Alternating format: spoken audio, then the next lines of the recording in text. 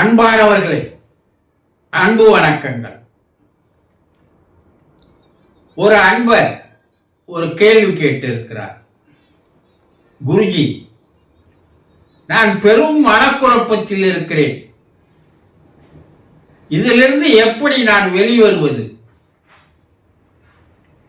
தயவு செய்து எனக்கு வழி சொல்லுங்கள் என்று அவருடைய கேள்வி.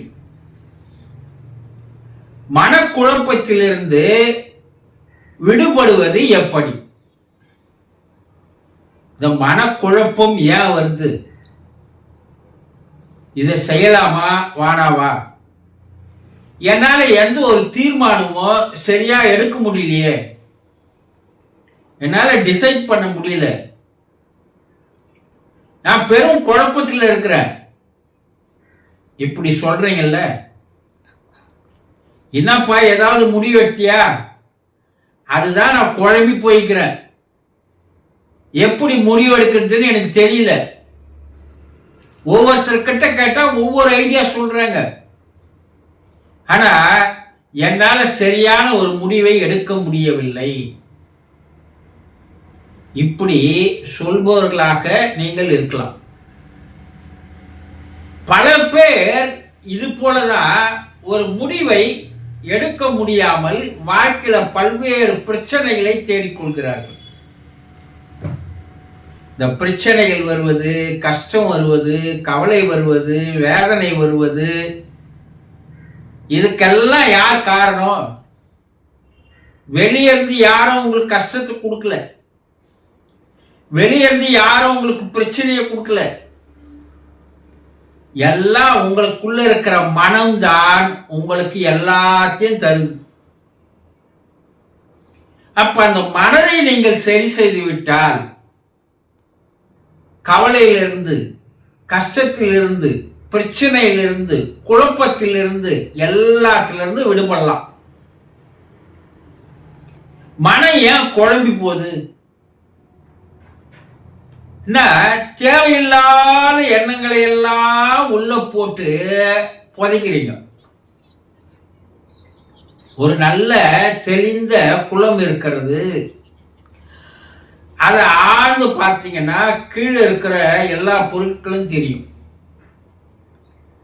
ஆனா அந்த குளத்தை கலக்கி கொண்டே இருந்தால், பெரிய பெரிய கல்லுகளை தூக்கி தூக்கி போட்டுக்கினே இருந்தீங்கன்னா இந்த குளம் என்ன ஆயிடும்? கலங்கி போய்விடும், குழம்பி போயிடும். அப்போ அது தெளிவதற்கு என்ன பண்ணணும்? முதல்ல நீங்க அதுல கல்ல போறத நிறுத்தணும். எப்போது நிறுத்துகிறீர்களோ அப்போது அந்த குழம்பி போன, கலங்கி போன அந்த நீரானது படிப்படியாக கொஞ்சம் கொஞ்சமா என்ன ஆகும்? தெளிய ஆரம்பிக்கும். அதேதான் உங்க மனமும்.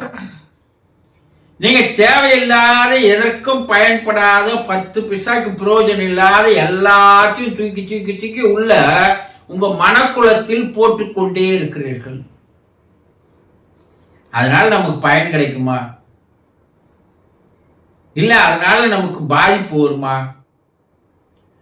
யாரோ ஏதாவது சொல்றான்னு நம்ம செய்திடலாமா? ஏன் நமக்கு சுய புத்தி அறிவு இல்லையா? அவன் சொன்னதுனால நான் செய்தேன், அதனால அது கெட்டேன். பல பேர் சொல்றீங்கல்ல. இறைவன் உங்களுக்கு அற்புதமான அறிவை தந்திருக்கிறான், அற்புதமான புத்தியை தந்திருக்கிறான், மற்றவன் சொல்படி நடப்பதற்கு அல்ல. அப்போ இந்த குழம்பி போன மனதை எப்போது நீங்க அமைதியாக மாற்றுகிறீர்களோ, எப்போது தேவையில்லாத கண்ட கசடுகளை உள்ள போடாதுகிறீங்களோ, அப்போ உங்க மனமானது ஒரு தெளிந்த நிலைக்கு வந்து அமைதியாக மாறிவிடும். இத்தனை நாள் அதை குழப்பிக்கினே இருந்தீங்க, அதை கலைக்கினே இருந்தீங்க. உடனே 2 நாள்ல அது தெளிஞ்சிருமானா தெரியாது.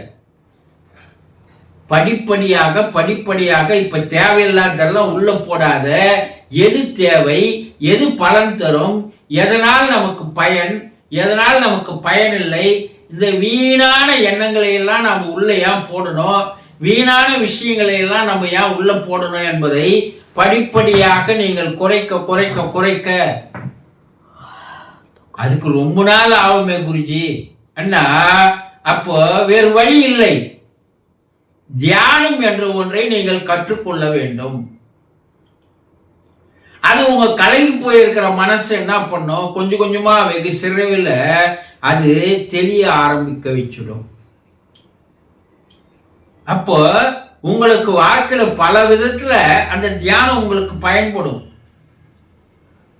ரிஷிகள், யோகிகள், முனிவர்கள், சித்தர்கள், அவதாரங்கள் என்று சொல்லக்கூடியவர்கள், வாழ்க்கையில மாபெரும் வெற்றி அடைந்தவர்கள், பெரும் கோடீஸ்வரர்கள் ஆனவர்கள் எல்லோருமே அவர்களுடைய பர்சனல் லைஃப்ல போய் பார்த்தா அவங்க தியானம் செய்பவர்களாக தான் இருந்திருக்கிறார்கள்.